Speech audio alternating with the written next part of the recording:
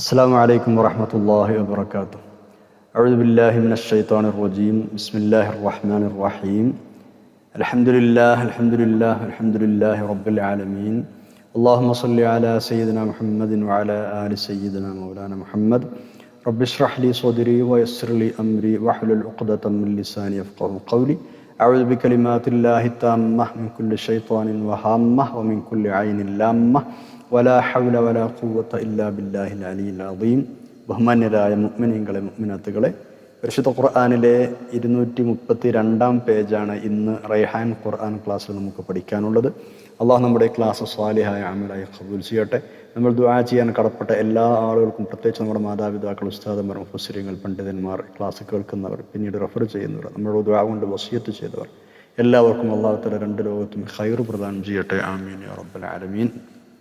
നമ്മൾ ആദ്യമായി 232 പേജിൻ്റെ പാരായണമാണ് നിർവഹിക്കുന്നത്.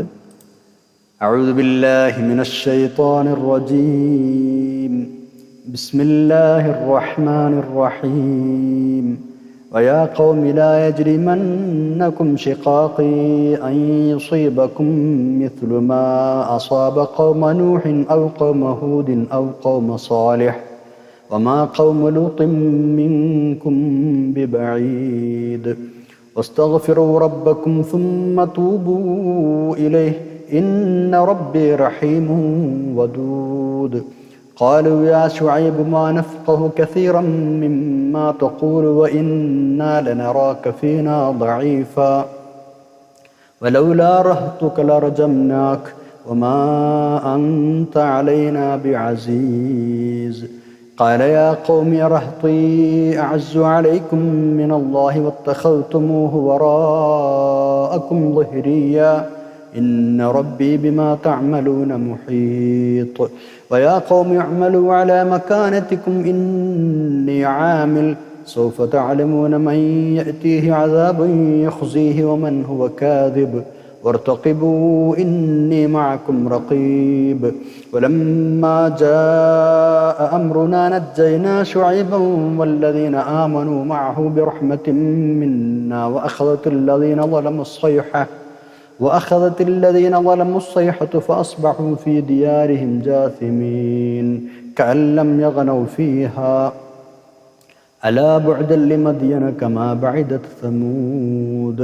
ولقد أرسلنا موسى بآياتنا وسلطان مبين إلى فرعون وملئه فاتبعوا أمر فرعون وما أمر فرعون برشيد. صدق الله العلي العظيم.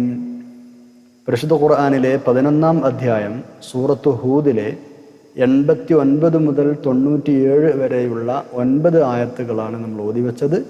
12-ാമത്തെ ജുസ്ഇലെ 232 പേജ്. ക്ലാസ്സിലേക്ക് കടക്കാം. മഹാനായ ശുഐബ് നബി അലൈഹി ഇസ്ലാമിൻ്റെ ചരിത്രമാണ് നമ്മൾ പറഞ്ഞുകൊണ്ടിരിക്കുന്നത്. മഹാനവറുകൾ തൻ്റെ സമുദായത്തെ വളരെ നന്നായി, നല്ല രൂപത്തിൽ, മനസ്സിൽ കൊള്ളുന്ന രൂപത്തിൽ ഉപദേശിക്കുന്നതാണ് കഴിഞ്ഞ പേജിൽ അവസാനമായി നമ്മൾ പറഞ്ഞിരുന്നത്. ആ ഉപദേശം തുടരുകയാണ്. സ്വന്തം ഖൗമ് എങ്ങനെയെങ്കിലും നല്ല വഴിയിലേക്ക് വരണമെന്ന അടങ്ങാത്ത ആഗ്രഹമാണ് മഹാനായ ശുഐബ് നബി അലൈഹി ഇസ്ലാമിന്.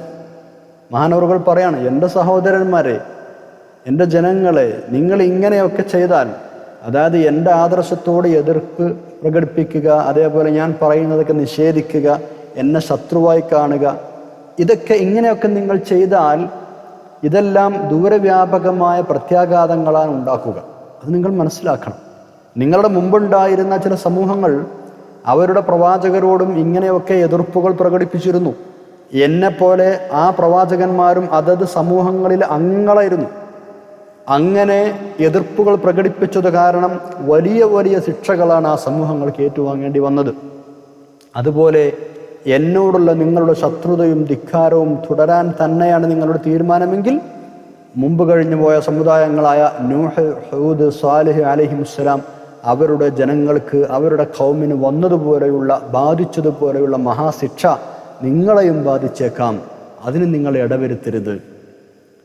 നൂഹ് നബി അലൈഹി ഇസ്ലാമിന്റെ ഖൗമ് നിഷേധം തുടർന്നപ്പോൾ വലിയ തൂഫാനിൽ, ജലപ്രളയത്തിൽ മുങ്ങിമരിച്ചു. ഹൂദ് നബി അലൈഹി ഇസ്ലാമിന്റെ ആൾക്കാർ ആഞ്ഞടിച്ച കൊടുങ്കാറ്റിൽ ഉന്മൂലനം ചെയ്യപ്പെട്ടു. മഹാനായ സ്വാലിഹ് നബി അലൈഹി ഇസ്ലാമിൻ്റെ ജനതയോ ഭൂമിക്കുലുക്കത്തിൽ നശിച്ചുപോയി. ലൂത്ത് നബി അലൈഹി ഇസ്ലാമിൻ്റെ നാട്ടുകാരെ കുറിച്ച് നിങ്ങൾക്ക് നന്നായി അറിയാലോ.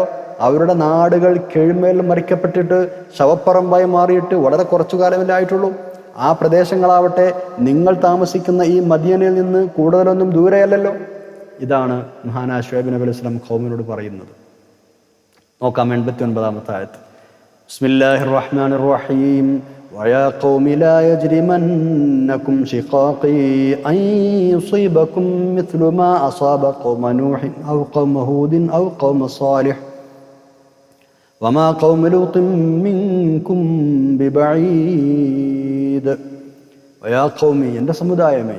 വളരെ സ്നേഹപൂർവ്വം വിളിക്കുകയാണ് മഹാനായ ശുഐബ് നബി അലൈഹി സ്വലാം. ലാ യജ്രിമന്നകും, നിങ്ങളെ പ്രേരിപ്പിക്കാതിരിക്കട്ടെ, ശിഖാഖി, എന്നോടുള്ള ശത്രുത, അൻ യുസീബക്കും, നിങ്ങൾക്ക് വന്നെത്താൻ, മിസ്ലുമാ അസാബ ഖൗമ നൂഹിൻ, നൂഹ് നബി അലൈഹി ഇസ്ലാമിൻ്റെ ഖൗമിന് വന്നെത്തിയതുപോലെയുള്ള, ഔ ഖൗമ ഹൂദിൻ, ഹൂദ് നബി അലൈഹി ഇസ്ലാമിൻ്റെ ഖൗമിന്, ഔ ഖൗമ സ്വാലിഹിൻ, അല്ലെങ്കിൽ സ്വാലിഹ് നബി അലൈഹി ഇസ്ലാമിൻ്റെ ഖൗമിന്. അപ്പോൾ ഈ പറയപ്പെട്ട പ്രവാചകന്മാരുടെ ഖൗമിന് വന്നെത്തിയതുപോലെയുള്ളത് എന്ന് പറഞ്ഞാൽ വന്നെത്തിയതുപോലെയുള്ള ശിക്ഷകൾ നിങ്ങളെയും ബാധിച്ചേക്കാം വിധമുള്ള നടപടികൾക്ക് എന്നോടുള്ള ശത്രുത നിങ്ങൾ പ്രേരിപ്പിക്കാതിരിക്കട്ടെ. ലാ യജ്രിമന്നകും എന്ന് പറഞ്ഞാൽ നിങ്ങൾ പ്രേരിപ്പിക്കാതിരിക്കട്ടെ, ശിഖാഖി, എന്നോടുള്ള ശത്രുത. എന്നിട്ട് പറയണം, വമാ ഖൗമു ലൂത്തിൻ മിൻകും ബിബഈദ്, ലൂത്ത് നബി അലൈഹി ഇസ്ലാമിൻ്റെ സമൂഹമാകട്ടെ നിങ്ങളിൽ നിന്ന് അകലെയല്ല താനും. ഖൗമു ലൂത്ത് അല്ല, മിൻകും, നിങ്ങളിൽ നിന്ന്, ബിബഈദിൻ, ദൂരെയല്ല, അകലെയല്ല, അടുത്ത് തന്നെയാണ്. മാത്രമല്ല അവരിപ്പോൾ കുറച്ചു കാലമായിട്ടുള്ള നശിപ്പിക്കപ്പെട്ടിട്ട്. ഇനി പ്രാദേശികമായ ദൂരം നോക്കുകയാണെങ്കിലും നിങ്ങൾ ഇന്ന് വലിയ വിദൂരത്തൊന്നുമില്ല, അവർ അടുത്ത് തന്നെയല്ലേ. ഇതാണ് മഹാനായ ശുഐബ് നബി അലൈഹി ഇസ്ലാം അവരോട് പറയുന്നത്. നിങ്ങളെയും ബാധിച്ചേക്കും വിധമുള്ള കുറ്റകൃത്യങ്ങൾ അനുവർത്തിക്കാൻ എന്നോടുള്ള ശത്രുത നിങ്ങളെ പ്രേരിപ്പിക്കാതിരിക്കട്ടെ. എന്നോടുള്ള ഈ അന്ധമായ ശത്രുത ഒരു നന്മയും ഗുണവും നിങ്ങൾക്ക് നേടിത്തരില്ല, മറിച്ച് മുൻ സമുദായങ്ങളെപ്പോലെ കൂട്ടസംഹാരത്തിന് വിധേയരാകാനേ ഉപകരിക്കുകയുള്ളൂ എന്ന മുന്നറിയിപ്പാണ് മഹാനവറുകൾ നൽകുന്നത്.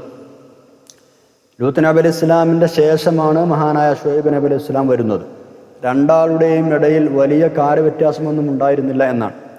രണ്ടു രാജ്യങ്ങളും ഏറെക്കുറെ അടുത്തടുത്തായിരുന്നു. അതായത് മദിയനിൽ നിന്ന് വടക്കു ഭാഗത്തേക്ക് 700 കിലോമീറ്റർ മാത്രമേ ലൂത്ത് നബി അലൈഹി ഇസ്ലാമിൻ്റെ സമൂഹത്തിൻ്റെ വാസസ്ഥലമായിരുന്ന ചാവുകടൽ മേഖലയിലേക്ക് ദൂരമുള്ളൂ. വളരെ അടുത്താണെന്ന് അർത്ഥം. അതാണ് അല്ലാഹു തആല ബിബഈദിൻ എന്ന് പറഞ്ഞു, വലിയ ദൂരത്തൊന്നുമല്ല. 90-ാമത്തെ ആയത്തിലേക്ക് കടക്കാം. മഹാനവറുകൾ ഉപദേശം തുടരുകയാണ്. അതുകൊണ്ട് നിങ്ങൾ ബഹുദൈവ വിശ്വാസത്തിൽ നിന്ന് പിന്തിരിഞ്ഞ് ഏകദൈവ വിശ്വാസത്തിലേക്ക് മടങ്ങണം. ദുർനടപ്പുകളൊക്കെ അവസാനിപ്പിച്ച് പശ്ചാത്തപിച്ച് നല്ല മനുഷ്യന്മാരായി തീരണം നിങ്ങൾ. സർവശക്തനായ അള്ളാഹു കരുണാവാരിധിയാണ്, നന്നായി കരുണ ചെയ്യുന്നവനാണ്, തൻ്റെ സൃഷ്ടികളോട് വലിയ സ്നേഹവും വാത്സല്യമുള്ള ആളാണ്. നിങ്ങൾ എന്തു തെറ്റു ചെയ്താലും ശരി, ശരിയായ വിധം ഖേദിച്ച് മടങ്ങുകയാണെങ്കിൽ കരുണാവാരിധിയെ അള്ളാഹു തആല പുറത്തു തരുമല്ലോ, കരുണ ചെയ്യുമല്ലോ. അവൻ നിങ്ങളെ സ്ഫുടം ചെയ്തെടുത്ത് പരിശുദ്ധരാക്കി മാറ്റുമല്ലോ. അതുകൊണ്ട് നിങ്ങൾ മടങ്ങി വരൂ. ഇതാണ് മഹാനവറുകൾ ഖൗമിനോട് പറയുന്നത്. നോക്കൂ 90-ാമത്തെ ആയത്ത്. ബിസ്മില്ലാഹിർ റഹ്മാനിർ റഹീം. വസ്തഗ്ഫിറൂ റബ്ബക്കും സുമ്മ തൂബൂ ഇലൈഹി ഇന്ന റബ്ബി റഹീമുൻ വദൂദ്. വസ്തഗ്ഫിറൂ, നിങ്ങൾ പാപമോചനം തേടണം. റബ്ബക്കും, നിങ്ങളുടെ റബ്ബിനോട്. ചെയ്ത തെറ്റുകളൊക്കെ ഖേദിച്ചു മടങ്ങി റബ്ബിനോട് ഇസ്തിഗ്ഫാർ ചെയ്യൂ. സുമ്മ, പിന്നീട്, തൂബൂ ഇലൈഹി, നിങ്ങൾ അവനിലേക്ക് ഖേദിച്ചു മടങ്ങൂ, ശരിയായ തൗബ ചെയ്ത് മടങ്ങൂ നിങ്ങൾ. ഇന്ന റബ്ബി, നിശ്ചയമായും എൻ്റെ റബ്ബ്, റഹീമുൻ, പരമകാരുണികനാണ്, വദൂദുൻ, ഏറെ സ്നേഹമുള്ളവനാണ്. അതുകൊണ്ട് നിങ്ങളോട് തൗബ സ്വീകരിക്കും, നിങ്ങളോട് ഇസ്തിഗ്ഫാർ സ്വീകരിക്കും, നിങ്ങളവൻ തെറ്റുകളിൽ നിന്ന് മുക്തരാക്കി സ്ഫുടം ചെയ്തെടുക്കും. ഇതൊക്കെയാണ് മഹാനവറുകൾ പറയുന്നത്. 91-ാമത്തെ ആയത്ത് നോക്കും. മഹാനായ ശുഐബ് നബി അലൈഹി ഇസ്ലാം നല്ല നല്ല ഉപദേശങ്ങളാണ് കൊടുക്കുന്നത്. എത്ര നല്ല ഉപദേശങ്ങളായിട്ടെന്താ, ഈ കേട്ടുകൊണ്ടിരിക്കുന്ന സമൂഹത്തിന് ഒരു മാനസാന്തരവും വരുന്നില്ല, ഒരു മനംമാറ്റവും ഉണ്ടായില്ല. എന്ന് മാത്രമല്ല, അഹങ്കാരവും നിഷേധവും കൂടുകയാണ് ചെയ്തത്. ഈ ഉപദേശങ്ങൾക്കൊക്കെ മറുപടിയായി ഭീഷണി മുഴക്കുകയാണ് അവർ ചെയ്തത്. അത് എല്ലാ കാലത്തെയും ഇത്തരക്കാരുടെ ഒരു പതിവാണ്. സത്യത്തിനും നീതിക്കും മുമ്പിൽ പരാജയപ്പെടുമ്പോൾ, മുട്ടുമടക്കേണ്ടി വരുമ്പോൾ ധിക്കാരികളായ ആളുകൾ എന്നും ഇങ്ങനെയാണ് ചെയ്യാറുള്ളത്. ഭീഷണിപ്പെടുത്തും, ഉത്തരം മുട്ടുമ്പോൾ മർദ്ദനങ്ങൾക്ക് മുതിരും. സത്യം കേൾക്കാനോ അംഗീകരിക്കാനോ തയ്യാറില്ലാത്ത ആ നാട്ടുകാരോട് മുൻ സമുദായങ്ങൾ അനുഭവിക്കേണ്ടി വന്ന ശിക്ഷയെക്കുറിച്ച് മഹാനവറുകൾ ഓർമ്മിപ്പിക്കുക വരെ ചെയ്തു. പക്ഷേ കണ്ടാലും കൊണ്ടാലും അറിയാത്ത ആ സമൂഹം അതുകൊണ്ടൊന്നും നിലപാട് മാറ്റാൻ തയ്യാറായില്ല.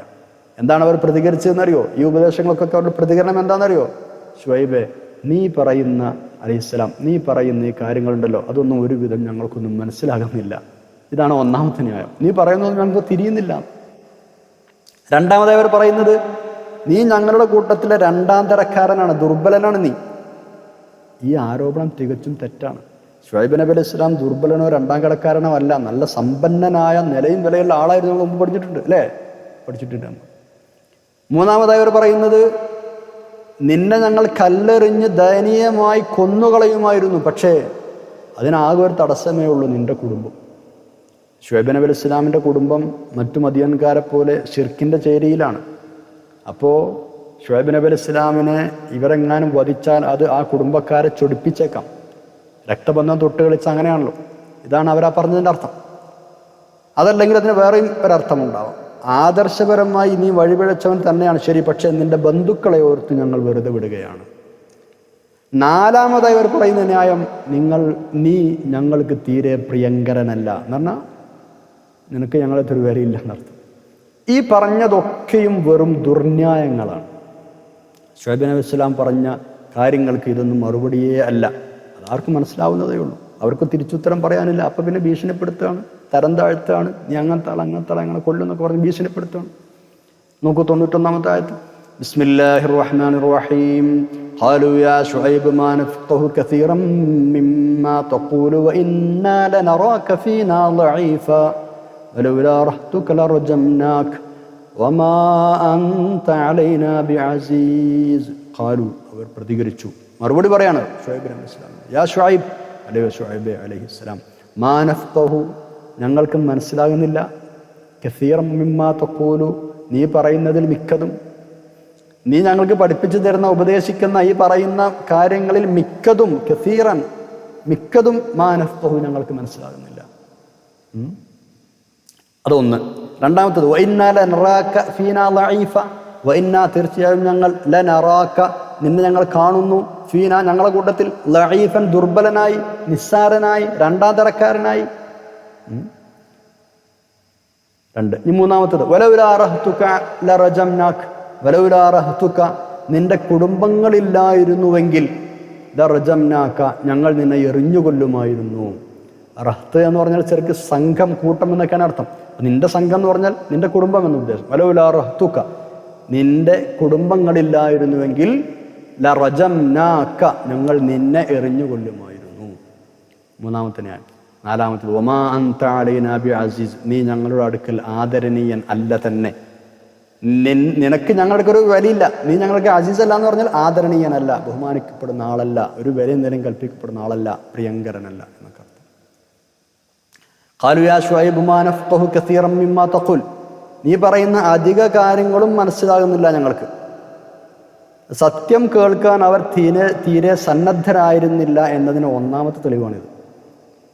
ഞങ്ങൾക്ക് മനസ്സിലാകുന്നില്ല എന്ന് പറഞ്ഞത് തനി നുണയാണ്. കാരണം പ്രവാചകന്മാരുടെ കൂട്ടത്തിലെ ഖതീബുൽ അംബിയ എന്നാണ് ശുഐബ് നബി അലൈഹി സ്വലാമിനെ കുറിച്ച് റസൂലുള്ളാഹി സ്വല്ലല്ലാഹു അലൈഹി വസല്ലം തങ്ങൾ വിശേഷിപ്പിച്ചത്.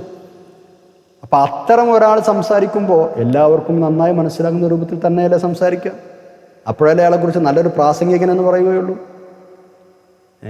അതുപോലെ തന്നെ മഹാനായ ശുഐബ് നബി അലൈഹി സ്വലാം അവരുടെ നാട്ടുകാരനാണ്, അവരുടെ ഭാഷക്കാരനാണ്, നുബൂവത്ത് വരെയും അവരുടെ കൂടെ തന്നെ ഉണ്ടായിരുന്ന ആളാണ്.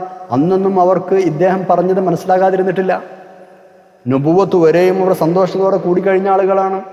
മാത്രമല്ല ഇപ്പോൾ തന്നെയും മനസ്സിലാക്കാൻ പ്രയാസമുള്ള ഒരു സിദ്ധാന്തവും ഒരു കാര്യവും മഹാനവറുകൾ അവരുടെ മുമ്പിൽ വെച്ചിട്ടില്ല. അപ്പം നമ്മൾ മഹാനവറുകൾ ഉപദേശിച്ചത് കുറെ കണ്ടല്ലോ. ആ കണ്ടതിൽ എന്തെങ്കിലും മനസ്സിലാക്കാൻ കഴിയാത്ത വിഷയങ്ങളുണ്ടോ? വളരെ കൃത്യമായിട്ടല്ല മഹാനവറുകൾ പറഞ്ഞു കൊടുക്കുന്നത്. അപ്പം നീ പറയുന്നത് അധികവും ഞങ്ങൾക്ക് മനസ്സിലാകുന്നില്ല എന്ന് പറഞ്ഞത് തനി നുണയാണ്. ഈ ആയത്തിന് മുമ്പുള്ള ആയത്തുകളിലും അവരുടെ പ്രതികരണങ്ങൾ നമ്മൾ കണ്ടു. അവിടെയും മനസ്സിലാക്കാൻ കഴിയുന്നില്ല എന്നൊരു കാര്യം അവരിതുവരെ പറഞ്ഞിട്ടില്ല. ചുരുക്കത്തിൽ പറയുന്നത് മനസ്സിലാകാഞ്ഞിട്ടൊന്നുമല്ല, ശുഐബ് നബി സ്വലാം പറയുന്ന വാക്കുകൾക്കും വിഷയത്തിനും ലവലേശം അവർ പരിഗണന കൊടുത്തില്ല എന്നതാണ് വസ്തുത. ഉത്തരം മുട്ടുമ്പോൾ പലരും സ്വീകരിക്കുന്ന ശൈലിയാണിത്. നീ പറയുന്നതൊന്നും എനിക്ക് മനസ്സിലാകുന്നില്ല എന്ന് പറഞ്ഞിട്ട് തടിയൂരാൻ ശ്രമിക്കും, അല്ലേ? എല്ലാ കാലത്തും കാണുന്ന വിഷയമാണ്. ഇവിടെ സത്യത്തിൽ സംഭവിച്ചത് എന്താ? മഹാനായ ശുഐബ് നബി അലൈഹി സ്വലാം അവരുടെ ശിർക്കിനെ തള്ളിപ്പറയുകയും സാമ്പത്തികമായ കുറ്റകൃത്യങ്ങൾ ചെയ്യരുത് എന്ന് പറയുകയും ചെയ്തതോടെ അവരോട് ഈ ഖൗമിന് വളരെ കടുത്ത അമർഷവും വെറുപ്പും ദേഷ്യവും ഒക്കെയായി മാറി. പിന്നെ മഹാനവറുകൾ പറയുന്നതൊന്നും ശരിക്കും കേൾക്കാനോ മനസ്സിലാക്കാനോ അവർ തയ്യാറായതേ ഇല്ല. എങ്ങനെയെങ്കിലും സത്യം സ്വീകരിക്കാതെ രക്ഷപ്പെടണം, അതിനെന്തെങ്കിലും ന്യായങ്ങൾ ദുർന്യായങ്ങൾ ബോധിപ്പിക്കണം, ഇത്ര അവർക്ക് രക്ഷയുള്ളൂ. ശുഐബ് നബി അലൈഹി സ്വലാം അനുസരിക്കാതിരിക്കാൻ അവർ ഉന്നയിച്ച ഒന്നാമത്തെ ന്യായമാണ് ഇത്. രണ്ടാമതായി അവർ പൊക്കിപ്പിടിക്കുന്നത് വൈന്നാല നറാക ഫീനാ ലഈഫ, നീ ഞങ്ങളുടെ കൂട്ടത്തിൽ ഒരു വിലയില്ലാത്ത വളരെ ദുർബലനാണ്. മഹാനവറുകളെ തരം താഴ്ത്തുകയാണ്. ഈ ആരോപണം തികച്ചും തെറ്റാണ്. സമ്പന്നനായിരുന്നു ശുഐബ് നബി അലൈഹി സ്വലാം. ഇത്തരം നിഷേധിക്കാർ എല്ലാ കാലത്തും സ്വീകരിക്കുന്ന ഒരു ദുർന്യായമാണിത്. എന്ന് പറഞ്ഞാൽ ഓർക്ക് മാത്രമേ നേരെയും വിലക്കുള്ളൂ. സമൂഹത്തിന് മുമ്പിൽ തലയുയർത്തി നടക്കാനുള്ള അർഹത ഇത്തരം ധിക്കാരികളായ ആളുകൾക്ക് മാത്രമേ ഉള്ളൂ. വേറുള്ള ആൾക്കാർക്കൊന്നും പറയാൻ പറ്റൂല. അവരെന്തെങ്കിലും പറഞ്ഞാൽ അവരെ അയോഗ്യരാക്കി തരം താഴ്ത്തും. ഇങ്ങനെയൊക്കെയാണ് എല്ലാ കാലത്തും കണ്ടുവരുന്നത്. ഈ ആരോപണത്തിലൂടെ ആ സമൂഹത്തിൻ്റെ ദുരാഭിജാത്യവും അഹന്തയും അഹങ്കാരവുമാണ് പുറത്തു വരുന്നത്. പിന്നെയുള്ള ഭീഷണി എന്താ? വലൗല റഹ്തുക ലറജംനാക, നിന്റെ കുടുംബങ്ങളില്ലെങ്കിൽ നിന്നെ ഞങ്ങൾ കൊന്നുകളയുമായിരുന്നു. കൊന്നുകളയാൻ ഞങ്ങൾക്ക് തടസ്സം നിന്റെ കുടുംബം മാത്രമാണ്. സ്വന്തം ചോരയെ തൊട്ട് കളിച്ചാൽ ആരാ അടങ്ങിയിരിക്കുക? അപ്പൊ അവരെ പേടിച്ചിട്ടാണ് നിന്നെ വകവരുത്താത്തത്. ഇന്നത്തെ ഒരു ചുറ്റുപാട് നമ്മൾ ആലോചിച്ച് നോക്കുമ്പോൾ ഏകദേശം അങ്ങനെയൊക്കെ തന്നെയാണ്. ആരെങ്കിലും നല്ല കാര്യങ്ങൾ പറഞ്ഞു കൊടുത്താൽ, ഉപദേശിച്ചാൽ അവരുടെ ഉദ്ദേശശുദ്ധി ചോദ്യം ചെയ്ത് അവരെ പുച്ഛിക്കും. അവരെ വിഡ്ഢികളും രണ്ടാം തരക്കാരായി തരം താഴ്ത്തും. ദുർന്യായങ്ങൾ നിരത്തി അവരെ ഒതുക്കാൻ ശ്രമിക്കും. ഭീഷണി മുഴക്കും, കയ്യേറ്റത്തിന് മുതിരും. ഉപദേശിക്കും തോറും കൂടുതൽ തോന്നിവാസങ്ങൾ ചെയ്യും. ഇതൊക്കെ ഇന്നും അങ്ങനെ തന്നെയാണ്. ചുരുക്കി പറഞ്ഞാൽ ശുഐബ് നബി അലൈഹി സ്വലാമിൻ്റെ ജനത പറഞ്ഞ അതേ ശൈലിയിലുള്ള മറുപടികളായിരിക്കും ഈ ഒരു ടൈപ്പുള്ള ആളുകൾക്ക് എല്ലാ കാലത്തും പറയാനുണ്ടാവുക. അതായത് 87, 91 ആയത്തുകളിൽ ഇവിടെ പറഞ്ഞതുപോലെയുള്ള മറുപടികൾ. ശുഐബ് നബി അലൈഹി സ്വലാമിൻ്റെയും ഖൗമിൻ്റെയും ഇടയിൽ നടന്ന വാഗ്വാദങ്ങൾ വളരെ വിശദമായി പല സൂറത്തുകളിലും അല്ലാഹു തആല ഉദ്ധരിച്ചിട്ടുണ്ട്. മുഅ്മിനീങ്ങളായ നമ്മളെപ്പോലെയുള്ള ആളുകൾ അത്തരം ദുസ്വഭാവങ്ങളെക്കുറിച്ച് ജാഗ്രത പാലിക്കണം എന്ന് അറിയിക്കാനാണ് ആ സംഭാഷണങ്ങൾ ഇടയ്ക്കിടെ അല്ലാഹു തആല പറയുന്നത്. സമ്പത്ത് പൊതുവെ മനുഷ്യന് അടക്കാനാവാത്ത മോഹമുള്ളൊരു സംഗതിയാണ് സമ്പത്ത്. അത് മനുഷ്യൻ്റെ ഒരു പൊതുവായ സ്വഭാവമാണ്. എങ്ങനെയെങ്കിലും സമ്പാദിക്കാനുള്ള ഓട്ടം. അതിപ്പോൾ ഹറാമാണോ ഹലാലാണോ എന്ന് നോക്കൂല, ആരെങ്കിലും ചതിച്ചിട്ടാണോ കൊന്നിട്ടാണോ ഒന്നും നോക്കൂല, ആക്രമിച്ചിട്ടാണോ ഒന്നും നോക്കൂല, കയ്യേറ്റം ചെയ്തിട്ടാണോ ഒന്നും നോക്കൂല, എങ്ങനെയെങ്കിലും സമ്പാദിക്കണം. ശുഐബ് നബി അലൈഹി സ്വലാമിൻ്റെ ഖൗമിനുണ്ടായിരുന്ന ഇത്തരം സ്വഭാവങ്ങൾ മുഅ്മിനീങ്ങൾക്കുണ്ടാവരുത് എന്നാണ് അല്ലാഹു തആല നമ്മളെ ഇടയ്ക്കിടെ പറഞ്ഞു ഓർമ്മിപ്പിക്കുന്നത്. അടുത്താഴ്ച നോക്കൂ, 92-ാമത്തെ ആയത്ത്. ഏതായാലും ഇത്രയൊക്കെ നല്ല പ്രസംഗങ്ങൾ നടത്തിയിട്ടും നല്ല ഉപദേശങ്ങൾ കൊടുത്തിട്ടും ആ ഉപദേശങ്ങളൊന്നും സ്വീകരിക്കാൻ അവർ തയ്യാറായില്ല, അംഗീകരിച്ചില്ല. മുമ്പത്തെ ആയത്തിലെ പോലെയുള്ള ദുർന്യായങ്ങൾ പറഞ്ഞ് തള്ളിക്കളഞ്ഞ് പോരാത്തതിന് ഭീഷണി മുഴക്കി. പക്ഷേ ശുഐബ് നബി അലൈഹി സ്വലാം എന്താ ചെയ്തത്? അവരോട് ദേഷ്യപ്പെട്ടോ? ഇല്ല. വളരെ സമാധാനത്തോടു കൂടി ശാന്തനായി പ്രബോധനം തുടരുകയാണ് ചെയ്തത്. മഹാനവറുകൾ ചോദിക്കുകയാണ്, എൻ്റെ ജനങ്ങളെ, എൻ്റെ സഹോദരങ്ങളെ, നിങ്ങൾ എന്താണ് ഈ പറയുന്നത്? എൻ്റെ കുടുംബങ്ങളില്ലെങ്കിൽ എന്നെ നിങ്ങൾ കൊന്നുകളയുമായിരുന്നു എന്നോ? അപ്പോൾ അള്ളാഹുവിനേക്കാൾ എൻ്റെ കുടുംബമാണോ നിങ്ങൾക്ക് പ്രിയങ്കരമായത്? അള്ളാഹുവിനെ നിങ്ങൾ പുറകിലേക്ക് തട്ടിമാറ്റുകയാണോ? ഒരു വിലയും കൊടുക്കാതെ എൻ്റെ കുടുംബത്തിന് വില കൊടുത്ത് അള്ളാഹുവിനെ നിങ്ങൾ പിറകിലേക്ക് തട്ടിമാറ്റുകയാണോ? ജനങ്ങളുടെ ആ സംസാരത്തിൻ്റെ ആശയം ആകത്തുക അതാണല്ലോ. ഇമാം ഇബ്നു അബ്ബാസ് റളിയല്ലാഹു അൻഹു പറയുന്നുണ്ട്, ശുഐബ് നബി അലൈഹി സ്വലാമിൻ്റെ കുടുംബവും ആൾക്കാരുമാണ് അള്ളാഹുവിനേക്കാൾ പ്രിയങ്കരമായി അവർ കണ്ടത്. അള്ളാഹുവിൻ്റെ ഭാഗം അവർ വളരെ നിസ്സാരമായി കണ്ടു. മഹാനായ ഇമാം റാസി റഹ്മത്തുള്ളാഹി അലൈഹി പറയുന്നുണ്ട്, ശുഐബ് നബി അലൈഹി സ്വലാം പറയുന്നതിൻ്റെ ഉദ്ദേശം ഇതാണ്. അതായത് എൻ്റെ കുടുംബത്തെ പരിഗണിച്ച് നിങ്ങൾ എന്നെ രക്ഷപ്പെടുത്തതിനേക്കാൾ അനിവാര്യം അള്ളാഹുവിനെ പരിഗണിച്ച് നിങ്ങൾ അങ്ങനെ ചെയ്യലാണ്. ഏതായാലും നിങ്ങൾ ചെയ്യുന്നതെല്ലാം എൻ്റെ നാഥനും എൻ്റെ നാഥനായ വളരെ സൂക്ഷ്മമായി അറിയുന്ന റബ്ബ് എല്ലാം നിരീക്ഷിച്ചുകൊണ്ടിരിക്കുന്നുണ്ട്. നിങ്ങൾ ഈ ആദർശം തള്ളിക്കളയുന്നതും എന്നെ അവഹേളിക്കുന്നതും അള്ളാഹുവിനെ അവിശ്വസിക്കുന്നതുമെല്ലാം അവൻ കൃത്യമായി അറിയുന്നുണ്ട് എന്നാണ് ശുഐബ് നബി സ്വലാം പറഞ്ഞു വെക്കുന്നത്. നോക്കാം 92-ാമത്തെ ആയത്ത്. ബിസ്മില്ലാഹിർ റഹ്മാനിർ റഹീം.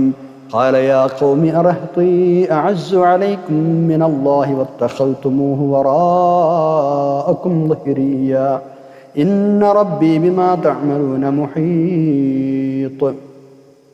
മാനവர்கள் പറയാണ്, എൻ്റെ ജനങ്ങളെ, യാ ഖൗമി, എൻ്റെ ജനങ്ങളെ, അറഹ്തി, എൻ്റെ കുടുംബമാണോ, അഅസ്സു അലൈക്കും, നിങ്ങൾക്ക് ഏറ്റവും ആദരണീയമായത്, നിങ്ങൾക്ക് ഏറ്റവും പ്രിയങ്കരമായത്, മിനല്ലാഹി, അള്ളാഹുവിനേക്കാൾ. അള്ളാഹുവിനേക്കാൾ സ്ഥാനം നിങ്ങൾ എൻ്റെ കുടുംബക്കാർക്ക് കൊടുക്കണോ?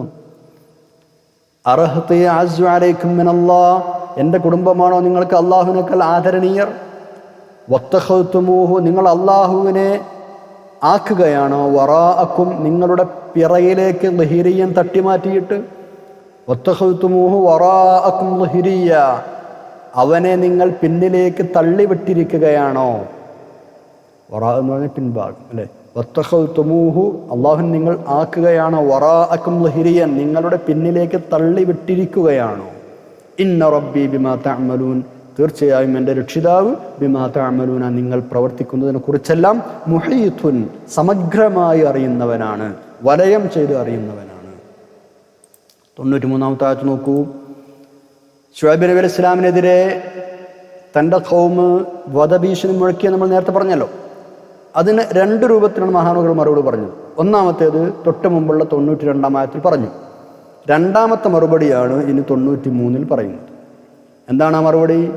എൻ്റെ ഖൗമേ, നിങ്ങൾ നിങ്ങളുടെ വഴിക്ക് നടന്നോളൂ, നിങ്ങളുടെ നിലപാടനുസരിച്ച് മുന്നോട്ട് പോയിക്കോളൂ. നിങ്ങൾ പറഞ്ഞത് കേൾക്കാൻ തയ്യാറല്ല, ശരി, എങ്കിൽ നിങ്ങൾ നിങ്ങളുടെ നിലപാടനുസരിച്ച് മുന്നോട്ട് പോയിക്കോളൂ. ഞാൻ എൻ്റെ വഴിക്ക് മുന്നോട്ട് പോകണം. വല്ലാതെ വൈകാതെ നിങ്ങൾക്ക് പൊതുവായൊരു ശിക്ഷ വരാൻ പോകുന്നുണ്ട്. അപ്പോൾ ഞാൻ പറയുന്നതിൻ്റെ സത്യാവസ്ഥ നിങ്ങൾക്ക് ബോധ്യപ്പെടും. ആരാണ് കള്ളം പറഞ്ഞത് എന്ന് മനസ്സിലാകും. തൽക്കാലം നമ്മൾ 2 കൂട്ടരും കാത്തിരുന്ന് കാണുക, അതിന് നിർവാഹമുള്ളൂ. ഇങ്ങനെയാണ് മഹാനുകൾ മറുപടി പറയുന്നത്. ഇത് വല്ലാത്ത ആത്മധൈര്യമുള്ള വാക്കുകളാണ്, കോൺഫിഡൻസ് ഉള്ള വാക്കുകളാണ് അല്ലേ. ആ സമൂഹത്തിൻ്റെ മരണമണി മുഴങ്ങിക്കഴിഞ്ഞു എന്ന വ്യക്തമായ സൂചനയുള്ള വാക്കുകളാണ്. അവരെ സംബന്ധിച്ചിടത്തോളം ഒരു അന്ത്യശാസനം കൂടിയാണത്. നോക്കാം 93-ാമത്തെ ആയത്ത്. ബിസ്മില്ലാഹിർ റഹ്മാനിർ റഹീം. വയാ ഖൗമി അഅ്മലൂ അലാ മകാനതികും ഇന്നി ആമിൽ സൗഫ തഅലമൂന മൻ യഅതീഹി അദാബുൻ യുഖ്സീഹി വമൻ ഹുവ കാദിബ് വർതഖിബൂ ഇന്നി മഅകും റഖീബ്. വയാ ഖൗമി, എൻ്റെ സമൂഹമേ, യഅ്മലൂ, നിങ്ങൾ പ്രവർത്തിച്ചുകൊള്ളൂ, അലാ മകാനതികും, നിങ്ങളുടെ നിലപാടനുസരിച്ച്, നിങ്ങൾ നിങ്ങളുടെ നിലപാടനുസരിച്ച് പ്രവർത്തിച്ചുകൊള്ളൂ. ഇന്നി ആമിലുൻ, ഞാനും പ്രവർത്തിക്കാം. അതായത് എൻ്റെ നിലപാടനുസരിച്ച് ഞാനും പ്രവർത്തിക്കാം. ഇന്നി ആമിൽ എന്ന് പറഞ്ഞാൽ ഞാനും പ്രവർത്തിക്കുന്നവനാണെന്ന് പറഞ്ഞാൽ എൻ്റെ നിലപാടനുസരിച്ച് ഞാൻ പ്രവർത്തിക്കാം. യഅ്മലു, നിങ്ങൾ പ്രവർത്തിച്ചുകൊള്ളൂ, അലാ മകാനതികും, നിങ്ങളുടെ നിലപാടിനനുസരിച്ച്. പറഞ്ഞിട്ടൊന്നും പേർ കേൾക്കണേ, ഇപ്പോൾ ഇതെല്ലാം പറയാൻ പറ്റുള്ളൂ. എന്നിട്ട് പറയാം, സൗഫ തഅലമൂന, പിന്നീട് നിങ്ങൾ അറിയും, മൻ യഅതീഹി, ആർക്കാണ് വന്നെത്തുക എന്ന്, അദാബുൻ, ശിക്ഷ, യുഖ്സീഹി, നിന്ദ്യമായ, അദാബുൻ യുഖ്സീഹി, അവരെ നിന്ദ്യതയിൽപ്പെടുത്തുന്ന ശിക്ഷ ആർക്കാണ് വന്നെത്തുക എന്ന് പിന്നീട് നിങ്ങൾക്കറിയാം. അതേപോലെ തന്നെ വമൻ, ആരായിരുന്നു, ഹുവ കാദിബുൻ, ആരാണ് നുണ പറയുന്നവൻ എന്ന് നിങ്ങൾക്കറിയാം, പിന്നീട് അറിയാം. അപ്പോൾ പിന്നീട് നിങ്ങൾക്കറിയാം, എന്തൊക്കെയറിയാം? നിന്ദ്യമായ ശിക്ഷ ആർക്കാണ് വന്നെത്തുന്നത് എന്നും നുണ പറയുന്നത് ആരാണ് എന്നും നിങ്ങൾക്കപ്പോൾ ബോധ്യമാകും. ഞാനാണോ നിങ്ങളാണോ നിങ്ങൾക്കപ്പോൾ ബോധ്യമാകും. വർത്തഖിബൂ, നിങ്ങൾ പ്രതീക്ഷിച്ചുകൊള്ളൂ, നിങ്ങൾ കാത്തിരുന്നു കൊള്ളൂ.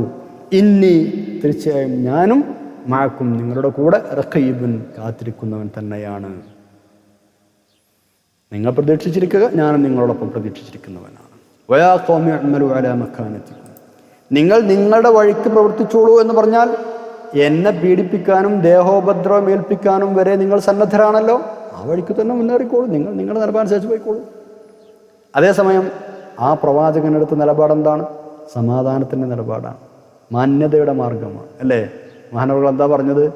ഈ നല്ല വഴിയും പിന്നെ ഞാനെന്താക്കാം, ഈ സന്മാർഗം ഞാൻ മുറുകെ പിടിക്കാം, എൻ്റെ നയം ഞാൻ മുറുകെ പിടിക്കാം, നിങ്ങൾ നിങ്ങളുടെ നയം മുറുകെ പിടിച്ചു പോയിക്കോളൂ. എന്നിട്ട് ആരെയാണ് ശിക്ഷ ബാധിക്കുക എന്ന് നമുക്ക് നോക്കാം. ആരാണ് നുണ പറഞ്ഞത് എന്ന് അപ്പോൾ വ്യക്തമാകുന്നല്ലോ. ഇതാണ് മഹാനവറുകൾ പറയുന്നത്. 94-ഉം 95-ഉം ആയത്തുകൾ നോക്കാം. ചുരുക്കി പറയുക, ആ നിഷേധികളായ ആളുകൾക്ക് ഒരു മനംമാറ്റവും ഉണ്ടായില്ല, ധിക്കാരം കൂടുകയാണ് ചെയ്തത്. അപ്പോഴാണ് അവരെ ഉന്മൂലനം ചെയ്യാനുള്ള ശിക്ഷ അല്ലാഹു തആല അയക്കുന്നത്. എന്തായിരുന്നു ശിക്ഷ എന്നറിയോ? കഠോരമായ ശബ്ദം, ഒരു ഘോരമായ ഗർജനം അവരെ പിടികൂടി. ആ ഗർജനത്തിൻ്റെ ശക്തി മൂലം ഹൃദയം പിളർന്ന് മുട്ടുകുത്തിയവർ വീണു മരിച്ചുപോയി. ഈ ശിക്ഷയോടുകൂടി ആ സമൂഹം നാമാവശേഷമായി മാറുകയാണ്. പരിപൂർണമായ ഒരു ശുദ്ധികലശമാണ് അവിടെ നടന്നത്. മുമ്പ് അങ്ങനെയൊരു ഗോത്രവിഭാഗം അവിടെ താമസിച്ചിരുന്നേയില്ല എന്ന് തോന്നിപ്പിക്കുന്ന വിധം ആ ഭൂപ്രദേശങ്ങൾ ആകെ മാറിപ്പോയി എന്നാണ്. നോക്കാം 94-ാമത്തെ ആയത്ത്. ബിസ്മില്ലാഹിർ റഹ്മാനിർ റഹീം. വലമ്മാ ജാഅ അംറുനാ നജ്ജയ്നാ ശുഐബൻ വല്ലദീന ആമനൂ മഅഹു ബിറഹ്മത്തിൻ മിന്നാ വഅഖദത്തിൽ ലദീന ളലമു الصيحة فأصبحوا في ديارهم جاثمين. വലമ്മാ ജാഅ അംറുനാ, അങ്ങനെ നമ്മുടെ കൽപ്പന വന്നപ്പോൾ, ശിക്ഷയുടെ കൽപ്പന, ഉന്മൂലന ഉത്തരവ് വന്നപ്പോൾ, നജ്ജൈന, നമ്മൾ രക്ഷപ്പെടുത്തി, ശുഐബ് നബി അലൈഹി ഇസ്ലാമിനെ, വല്ലദീന ആമനു മഅഹു, മഹാനവറുകളോടുകൂടെ വിശ്വസിച്ചവരെയും, ബിറഹ്മത്തിൻ മിന്ന, നമ്മുടെ പക്കൽ നിന്നുള്ള റഹ്മത്ത് കൊണ്ട്, അനുഗ്രഹം കൊണ്ട് നാം രക്ഷപ്പെടുത്തി. മറ്റുള്ളവർക്ക് എന്താ സംഭവിച്ചത്? വഅഖദത്തിൽ ലദീന ളലമു, അക്രമകാരികളായ ആളുകളെ പിടികൂടി, അസ്വൈഹ, ഘോരമായൊരു ശബ്ദം, ഫഅസ്ബഹു ഫീ ദിയാരിഹിം ജാസിമീൻ, അങ്ങനെ ഫഅസ്ബഹു, നേരം വെളുത്തപ്പോഴേക്കും അവരായി മാറി, ഫീ ദിയാരിഹിം, അവരുടെ വീടുകളിൽ, ജാസിമീൻ, മുട്ടുകുത്തി വീണ് കിടക്കുന്നവരായി മാറി. എന്ന് പറഞ്ഞാൽ മുട്ടുകുത്തി ജീവനറ്റ് വിറങ്ങലിച്ചവരായി മാറി. അവരങ്ങനെ മരിച്ചു കിടക്കുന്ന രൂപം പറയണം. അല്ലാഹ്, അതികഠിനമായ ശിക്ഷയായിരുന്നു എന്നാണ്.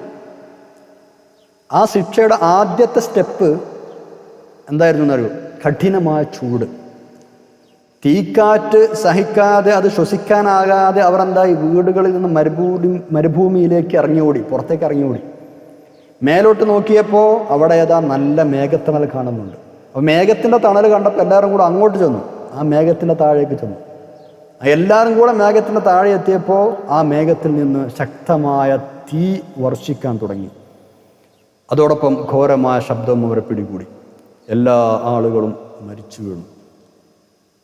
ഇമാം ഇബ്നു അബ്ബാസ് റളിയല്ലാഹു അൻഹു റിപ്പോർട്ട് ചെയ്യുന്നുണ്ട്, ഒരേ തരം ശിക്ഷ കൊണ്ട് അല്ലാഹു തആല 2 സമുദായങ്ങളെ മാത്രമേ ശിക്ഷിച്ചിട്ടുള്ളൂ. ഒരേ ടൈപ്പ് ശിക്ഷ കൊടുത്തിട്ട് 2 ഖൗമിനെയാണ് ശിക്ഷിച്ചത്. ഒന്ന് സാലിഹ് നബി അലൈഹി ഇസ്ലാമിൻ്റെ ഖൗമിനെയും മറ്റൊന്ന് ശുഐബ് നബി അലൈഹി ഇസ്ലാമിൻ്റെ ഖൗമിനെയും. ഇതിൽ സാലിഹ് നബി അലൈഹി ഇസ്ലാമിൻ്റെ ജനതയെ അടിഭാഗത്ത് നിന്നുണ്ടായ ഘോര ശബ്ദമാണ് പിടികൂടിയത്. എന്നാൽ ശുഐബ് നബി അലൈഹി ഇസ്ലാമിൻ്റെ ജനതയെ മേൽഭാഗത്തു നിന്നുണ്ടായ ഘോരഗർജനങ്ങളാണ് പിടികൂടിയത്. ഇമാം റാസി തങ്ങളിൽ ഉദ്ധരിക്കുന്നുണ്ട് റഹ്മത്തുള്ളാഹി അലൈഹി. ഇങ്ങനെ മേൽഭാഗത്തു നിന്നാണ് ഈ ഘോര ശബ്ദമുണ്ടായത് എന്ന് സൂചന നൽകുന്ന ആയത്തുകൾ സൂറത്ത് ഷുറായിലുണ്ട്. സൂറത്ത് ഷുറ 187 മുതൽ 189 വരെയുള്ള ആയത്തുകൾ. ആ ഖൗമ് ശുഐബ് നബി അലൈഹി പറയുകയാണ്, ബിസ്മില്ലാഹിർ റഹ്മാനിർ റഹീം, ഫഅസ്ഖിത് അലൈനാ കിസഫൻ മിനസ് സമാഇ ഇൻ കുൻത മിനസ് സാദിഖീൻ ഖാല റബ്ബി അഅലമു ബിമാ തഅമലൂൻ ഫകദ്ദബൂഹു ഫഅഖദഹും അദാബു യൗമിൽ ദുല്ല ഇന്നഹു കാന അദാബു യൗമിൻ അളീം. അവർ പറഞ്ഞു, നീ പറയുന്നത് സത്യമാണെങ്കിൽ ഞങ്ങൾക്ക് മീതെ ആകാശത്തിൻ്റെ കഷ്ണങ്ങൾ വീഴ്ത്തണം. അങ്ങനെ അവർ നിഷേധം തുടർന്നപ്പോൾ അവർക്ക് മേഘത്തണലിൻ്റെ ദിവസത്തെ ഘോര ശിക്ഷ ബാധിച്ചു എന്നാണ്. അദാബു യൗമിൽ ദുല്ല, അതായത് മുകൾ ഭാഗത്ത് നിന്ന് മേഘത്തിലൂടെയോ മറ്റോ ഒക്കെ സംഭവിച്ചൊരു ഘോര ശബ്ദമായിരിക്കും ഇത് എന്ന് നമുക്ക് മനസ്സിലാക്കാം. ഇനി നമ്മൾ 95-ാമത്തെ ആയത്തിലേക്ക് കടക്കുന്നു. നേരത്തെ പറഞ്ഞ സമൂദ് ഗോത്രം അള്ളാഹുവിൻ്റെ അനുഗ്രഹങ്ങളിൽ നിന്ന്, കരുണാകടാക്ഷങ്ങളിൽ നിന്ന് പിഴുതെറിയപ്പെട്ടതുപോലെ ശുഐബ് നബി അലൈഹി ഇസ്ലാമിൻ്റെ ഗോത്രക്കാരായ മദിയൻ നിവാസികളായ സത്യനിഷേധികളും അള്ളാഹുവിൻ്റെ അനുഗ്രഹ വർഷങ്ങളിൽ നിന്ന് ദൂരീകരിക്കപ്പെട്ടിരിക്കുകയാണ് എന്നാണ് ഇനി പറയുന്നത്. ബിസ്മില്ലാഹിർ റഹ്മാനിർ റഹീം. കഅല്ലം യഗ്നൗ ഫീഹാ അലാ ബുഅദൻ ലിമദിയന കമാ ബഅദത് സമൂദ്. കഅല്ലം യഗ്നൗ ഫീഹാ, മുമ്പ് ആ നാട്ടിൽ അവർ താമസിച്ചിട്ടില്ലാതിരുന്ന പോലെ, അവർ താമസിച്ചിട്ടില്ലെന്ന് തോന്നുന്ന വിധം അവർ നശിപ്പിക്കപ്പെട്ടു. അങ്ങനെ ഉണ്ടാവുമല്ലോ. അങ്ങനെ ഖൗമ അവിടെ ഉണ്ടായി തന്നെ ആരും പറയില്ല. അത്രയും ഘോരമായി, അല്ലെ അത്രയും ശക്തമായ ശിക്ഷയാണ് ഇറങ്ങിയത്. പാടെ അവർ നശിപ്പിക്കപ്പെട്ടു, ഒന്നും അവശേഷിപ്പിക്കാതെ അവർ താമസിച്ചിട്ടില്ലെന്ന് തോന്നും വിധം. കഅല്ലം യഗ്നൗ ഫീഹാ, അലാ, അറിയണം, ബുഅദൻ ലിമദിയൻ, മദിയൻകാർക്ക് വലിയ നാശം, കമാ ബഅദത് സമൂദ്, നേരത്തെ പറഞ്ഞ സമൂദ് ഗോത്രം നശിച്ചതുപോലെ മദിയൻകാരും നശിക്കട്ടെ. ശാപപ്രാർത്ഥനയാണ്, അല്ലേ? അള്ളാഹുവിൻ്റെ റഹ്മത്തിൽ നിന്ന് അവർ ദൂരെയാകട്ടെ എന്നർത്ഥം. ബുഅദൻ എന്ന് പറഞ്ഞാൽ ദൂരം എന്ന്, ദൂരെയാവുക എന്നാണ്. അള്ളാഹുവിൻ്റെ റഹ്മത്തിൽ നിന്ന് അവർ ദൂരെയാവട്ടെ. 96-ും 97-ും ആയത്തിൽ കിടക്കുകയാണ്. മഹാനായ ഹൂദ് നബി അലൈഹി ഇസ്ലാമിൻ്റെ പേരാണ് ഈ സൂറക്ക് കൊടുത്തിട്ടുള്ളത് അല്ലേ? ഈ സൂറത്തിൻ്റെ പേര് സൂറത്ത് ഹൂദ് എന്നല്ലേ?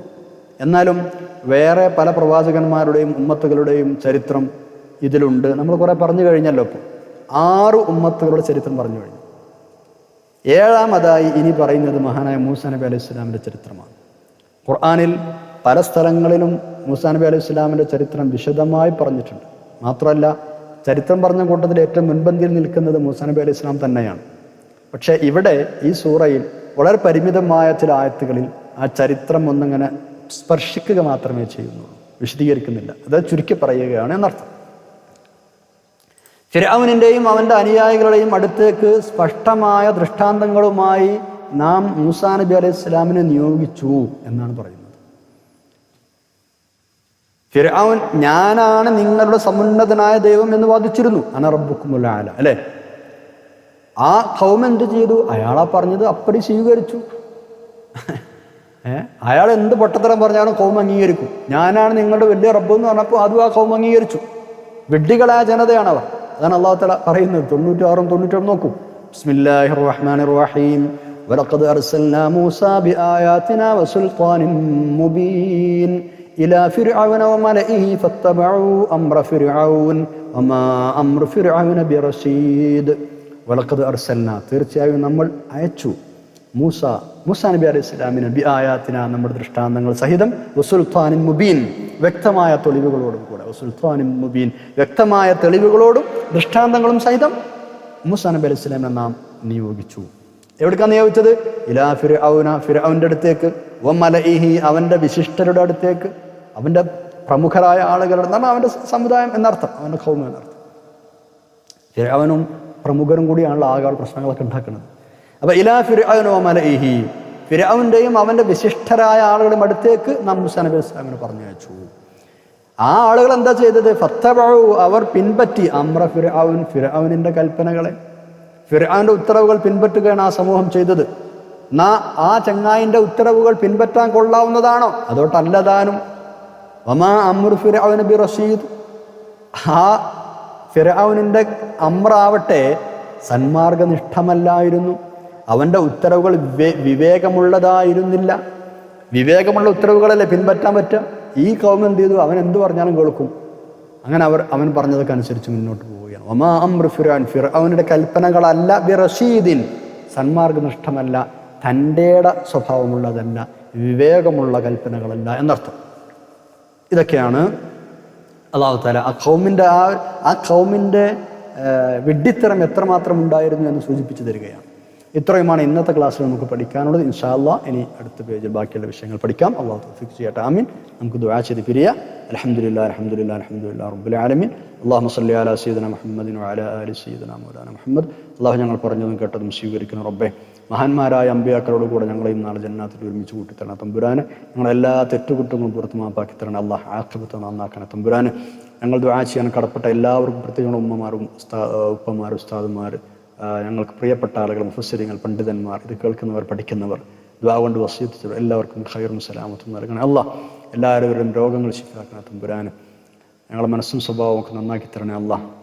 നിഫാഖ് ഒഴിവാക്കി തന്നെ തമ്പുരാന്. ഒരുപാട് കാലം നിന്റെ ഖുർആനിന്, ഇൽമിന്, ഇഖ്ലാസുൽ ഖിദ്മത്തിൽ അവസരം നൽകണം തമ്പുരാന്.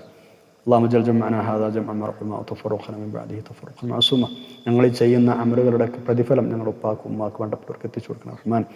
ربنا تقبل منا انك انت السميع العليم وتب علينا انك انت التواب الرحيم. آمين برحمتك يا أرحم الراحمين. وصلى الله تعالى وسلم على خير خلقه سيدنا محمد وعلى آله وصحبه أجمعين. سبحان ربك رب العزة عما يصفون وسلام على المرسلين والحمد لله رب العالمين. سبحانك اللهم وبحمدك أشهد أن لا إله إلا أنت أستغفرك وأتوب إليك. السلام عليكم ورحمة الله وبركاته.